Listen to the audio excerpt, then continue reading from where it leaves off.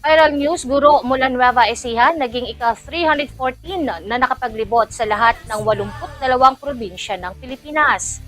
82 probinsya ng Pilipinas ang matagumpay na narating ng isang pampublikong guro mula Nueva Ecija matapos ang mahigit isang dekadang paglalakbay sa iba't ibang bahagi ng bansa. Sa edad na 34, opisyal nang kinilala si Rona Capia bilang ika-314 na 82 provinces finisher.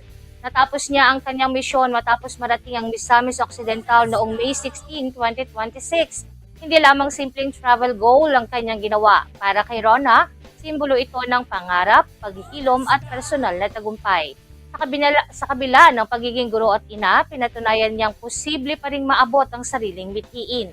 Nagsimula ang kanyang paglalakbay noong 2015. Unang beses niyang bumiyahe palabas ng Nueva Ecija para sa isang leisure trip sa Misamis Oriental. Habang nasa Camiguin siya, nabuo ang isang tahimik na pangarap. Nangako siya sa sariling mararating niya ang lahat ng probinsya sa Pilipinas. Wala siyang malaking anunsyo noon, hindi rin niya inakalang magiging inspirasyon siya balang araw. Gayunpaman, tuloy-tuloy siyang bumiyahe gamit ang bus, barko at eroplano.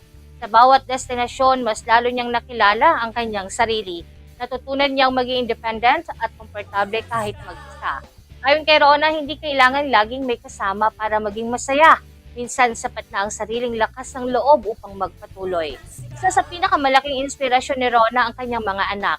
Nais siyang ipakita na hindi lang trabaho at obligasyon ang buhay. Gusto niyang maintindihan ng kanyang mga anak ang halaga ng pangarap at karanasan.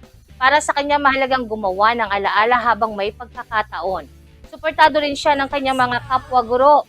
Ayon sa ilan niyang kasamahan, binago ni Rona ang pananaw ng marami tungkol sa public school teachers. Anila, hindi lang stress, utang at paperwork ang buhay ng mga guro, kaya kaya rin nilang tuparin ang malalaking pangarap. Samantala, naging viral din ang Facebook post ni Rona para sa kanyang younger self. Binalikan niya ito, narito ang panahong simpleng pangarap lamang ang makabiyahe kahit walang tiyak na destinasyon. Ngayon, isa na siyang inspirasyon sa maraming Pilipino. Pinatunayan niyang ang tahimik na pangarap ay maaring maging malaking tagumpay balang araw.